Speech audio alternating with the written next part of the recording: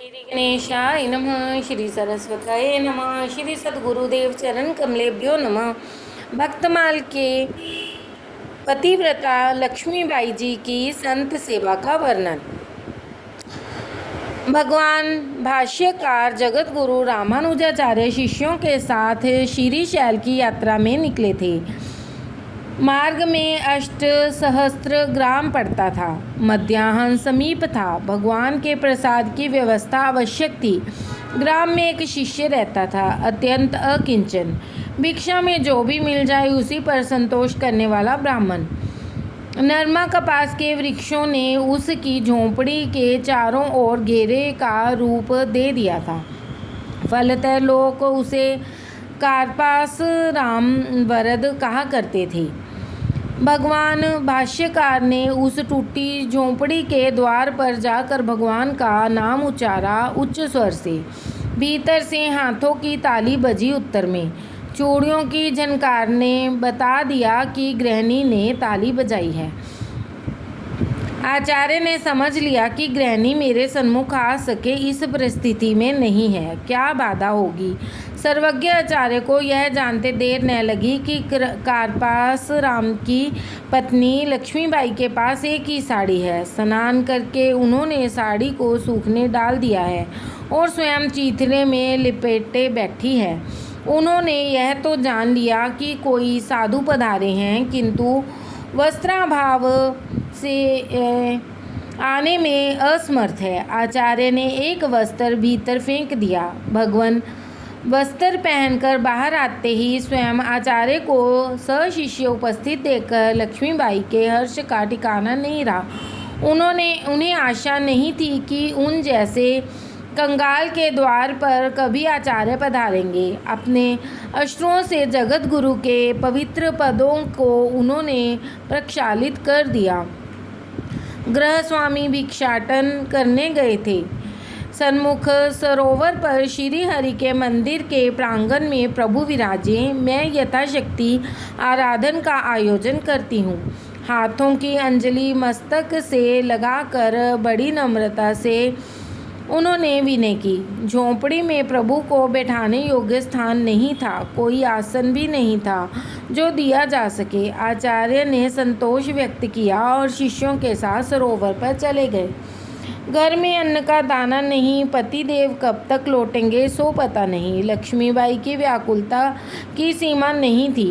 आज जन्म जन्मांतर का पुण्योदय होने पर तो गुरुदेव उनके यहाँ पधारे हैं और यहाँ उनके सत्कार के लिए कुछ भी नहीं है, तब क्या आज आचार्य भूखे रहेंगे। अत्यंत व्याकुल होकर उस पतिव्रता ने गृह के एक कोने में विराजमान श्रीमन्नारायण की मूर्ति के सन्मुख मस्तक पटक दिया। भूमि पर फूट फूट कर रो रही थी वह। थोड़ी देर में सिर उठाने पर पड़ोस के संपन्न व्यापारी का भवन दृष्टि पड़ा, मानो साक्षात भगवान ने ही कोई प्रार्थना की हो।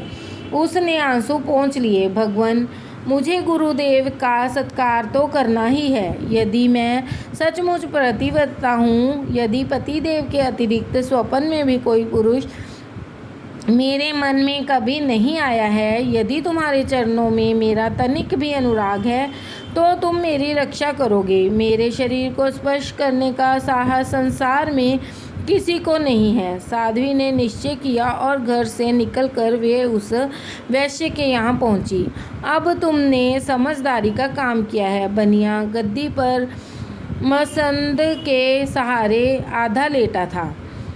लक्ष्मी देवी को देखकर उसे आश्चर्य भी हुआ और प्रसन्नता भी। भला धन के आगे कौन नहीं झुकता, यह सोचकर वह प्रसन्न हो गया। संकेत से मुनीम और नौकर को उसने वहाँ से हटा दिया। मैंने तुम्हारे लिए अनेक बार बहुमूल्य वस्त्र और आभूषण भेजे, फल और मिष्ठान भेजे, भला उनको लौटाकर तुम्हें क्या लाभ हुआ।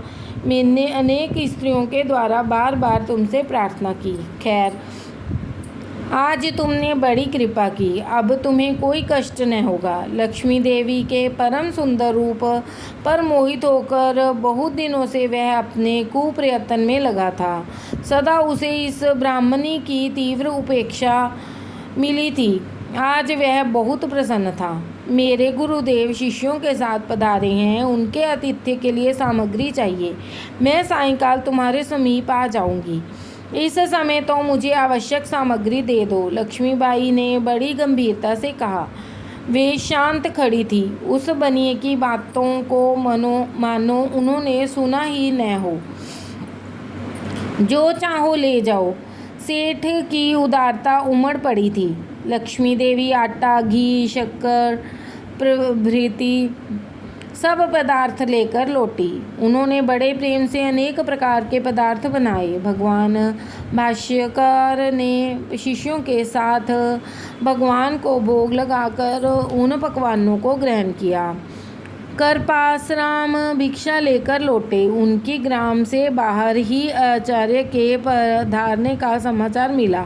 सीधे सरोवर पर जाकर उन्होंने गुरुदेव को प्रणिपात किया।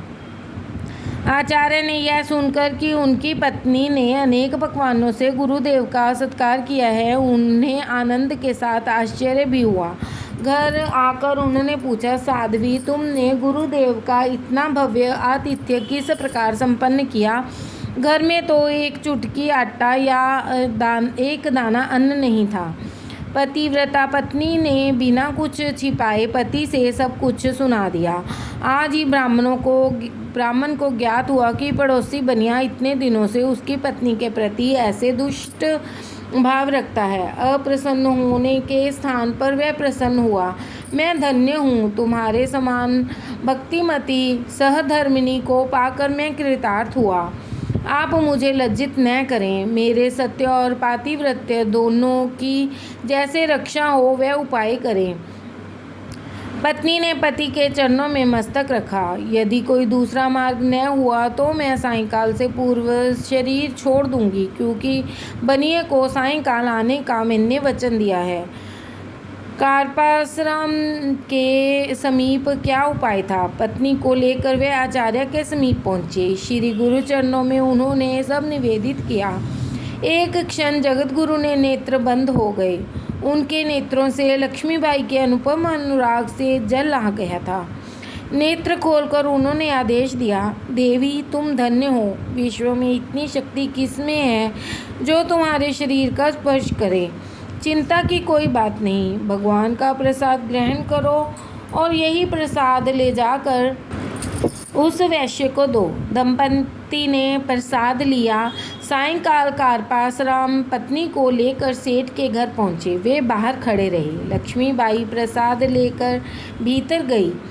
उसने आग्रह पर सेठ ने प्रसाद लिया। भगवान का प्रसाद भगवान की भाष्यकार ने उसे भोग लगाया था और लक्ष्मी देवी जैसी साध्वी के हाथ से मिला था। प्रसाद लेते ही वैश्य का तो चित्त ही बदल गया। काम चर्चा तो दूर रही, वह लक्ष्मीबाई के पैरों पर गिर पड़ा। माँ, मैं कितना भयंकर पाप करना चाहता था। दमयंती को कुदृष्टि से देखकर जैसे निषाद भस्म हो गया था, वैसी ही दशा आज मेरी होनी थी। दयामयी, तुमने मेरी रक्षा की। मैं महानीच हूँ, घोर पापी हूँ, मेरे अपराध को क्षमा करो। फूट फूट कर पैरों में गिरकर रोते वैश्य को सती ने आश्वासन दिया। जब उसने सुना कि कार्पासराम द्वार पर खड़े हैं तो उसके हृदय पर और बड़ा प्रभाव पड़ा। दौड़कर वह बाहर आया और उनके चरणों में लौटने लगा। कार्पासराम उसे लेकर सपत्नीक लौटे। आचार्य ने उस पर कृपा की और उसने उनके द्वारा दीक्षा ग्रहण की। राधे राधे।